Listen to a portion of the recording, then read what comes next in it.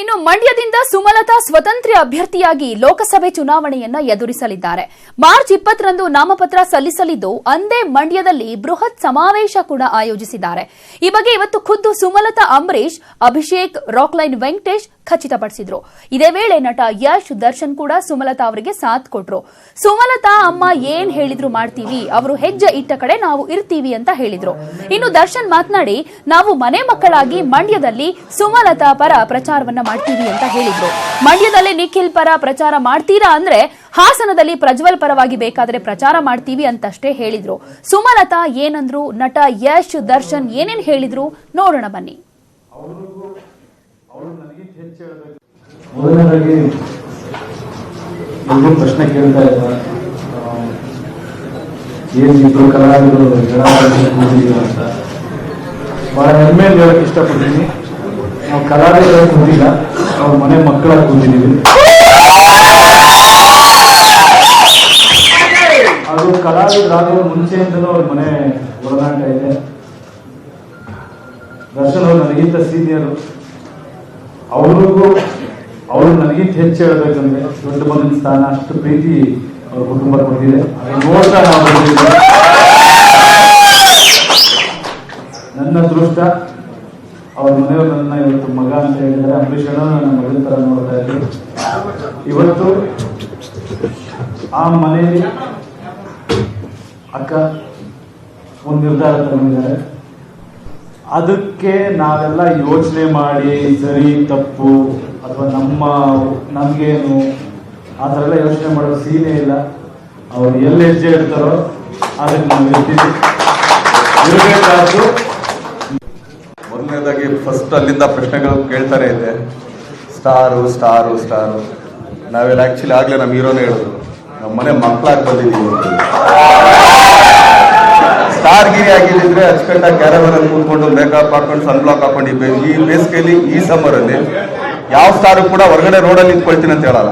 ಇಡೀ ಮಂಡ್ಯ ಜನತೆಗೆ ಅವ್ರು ಮಾಡಿರೋ ಕೆಲಸಗಳು, ಅವ್ರ ಕೊಡುಗೆಗಳು ಅದನ್ನ ಇಟ್ಕೊಂಡು ಅಷ್ಟೇ ಹೋಗ್ತಾ ಇದೀವಿ ಹೊರತು ನಾವು ಆ್ಯಕ್ಚುಲಿ ಏನೇನೋ ಹೇಳ್ಕೊಂಡು ಏನೇನೋ ಮಾಡ್ಕೊಂಡು ಖಂಡಿತ ಏನೋ ಮಾಡ್ತಾರೆ.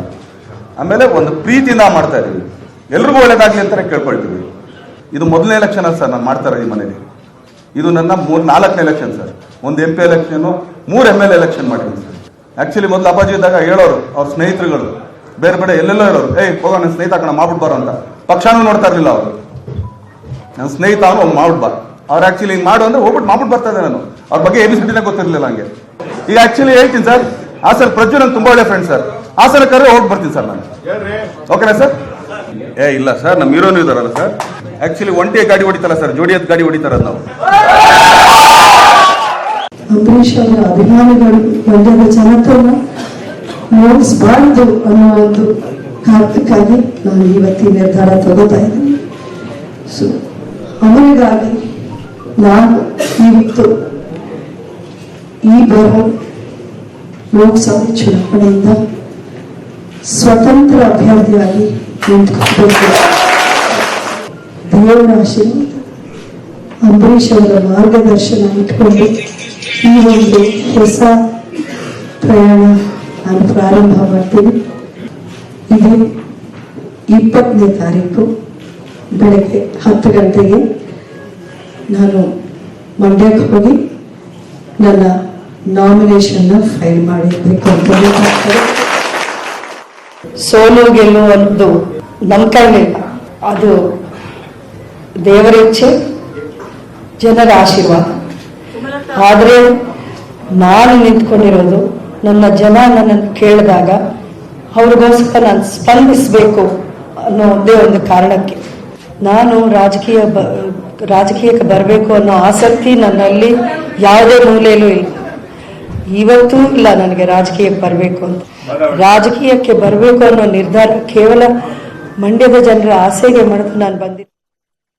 ಕೊಟ್ಟಂತ ನನ್ನ ಸಹೋದರ ರಾಕ್ಲೈನ್ ವೆಂಕಟೇಶ್ ಈ ಸಂದರ್ಭದಲ್ಲಿ ಮಾತ್ರ ಯಾವತ್ತೂ ನನ್ನ ದೊಡ್ಡ ಮಗನಂತೆ ನಿಂತ ದರ್ಶನ್ ಅವರು ಒಂದೇ ಮಾತು ಹೇಳಿದ್ರು, ನೀವು ನನ್ನನ್ನು ಯಾವುದೇ ಕಾರಣಕ್ಕೂ ಯಾವುದೇ ಸಂದರ್ಭದಲ್ಲೂ ಎಂಥ ವಿಷಯಕ್ಕಾಗಿ ರಿಕ್ವೆಸ್ಟ್ ಅನ್ನೋ ಪದವನ್ನು ಬಳಸಬಾರ್ದು, ಆರ್ಡರ್ ಮಾಡಬೇಕು. ನನ್ನ ನಾನು ನೀವೇನು ಕೇಳಿದ್ರು ನಾನು ರೆಡಿಯಾಗಿದ್ದೀನಿ ಅನ್ನೋ ಒಂದು ಮಾತು ಹೇಳಿದರು.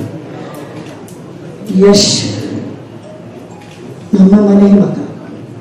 ಅಂಬರೀಷ್ ಅವರಿಗೆ ತುಂಬ ಪ್ರೀತಿ ಯಶ್. ನನಗೆ ಒಂದೇ ಮಾತು ಹೇಳಿತ್ತು, ನೀವೇನು ನಮ್ಮನ್ನು ಕರೆಯೋದು, ನಾನೇ ಬಂದು ಕೇಳಬೇಕು ನಿಮ್ಮನ್ನು, ನಿಮ್ಗೆ ಏನು ಮಾಡಬೇಕು ನಾನು ಅನ್ನೋ ಒಂದು ಮಾತು. ಯಶ ದೊಡ್ಡಣ್ಣ ಅವರಾಗಲಿ, ಸುದೀಪ, ಇವರೆಲ್ಲ ನನ್ನ ಹಿತೈಷಿಯಾಗಿ ಇದ್ದಾರೆ ಇವತ್ತು. ಅಂದರೆ ನಮ್ಮಲ್ಲಿ ಒಗ್ಗಟ್ಟಿದೆ. ಯಾವುದೇ ಕಾರಣಕ್ಕೂ ಎಲ್ಲರೂ ಸಿನಿಮಾಗಳು ರಿಲೀಸ್ ಆದಾಗ ಸ್ಪರ್ಧೆನೆ, ಆದರೆ ನಾವು ವೈರಿಗಳಲ್ಲ ಅಂತ ತೋರಿಸೋಕೆ ಇವತ್ತು ನಿಮ್ಮ ಮುಂದೆ ನಾವೆಲ್ಲ ಕೂತಿದ್ದೀವಲ್ಲ, ಇದೇ ಒಂದು ದೊಡ್ಡ ನಿದರ್ಶನ. ನಿಜವಾಗಲೂ ಪುಣ್ಯ ಮಾಡಿದ್ದೀವಿ. ಇಂಥ ಒಂದು ಕುಟುಂಬ, ಇಂಥ ಮಕ್ಕಳು ಧೈರ್ಯ ತುಂಬೋಕೆ, ನನಗೆ ಶಕ್ತಿ ತುಂಬೋಕೆ ಇವತ್ತು ನನ್ನ ಜೊತೆ ಇದ್ದಾರೆ ಅಂತ ಹೇಳೋಕ್ಕೆ. I have my Saradi next to me and my Rocky boy on my right, so I'm sure these two.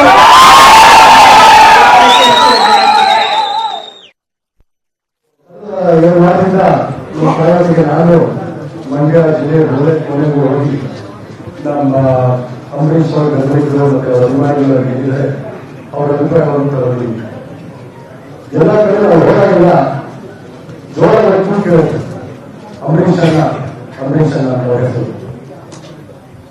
ಹಾಗಾಗಿ ಕೆಲವರೇ ನಮ್ಮ ಕುಟುಂಬನ ಮಂಡ್ಯದಲ್ಲಿ ಸ್ವಲ್ಪ ದೂರ ನೋಡ್ತಾ ಇದ್ದಾರೆ, ಅದು ಹಾಗೆ ಮಾಡಬಾರದಿಲ್ಲ.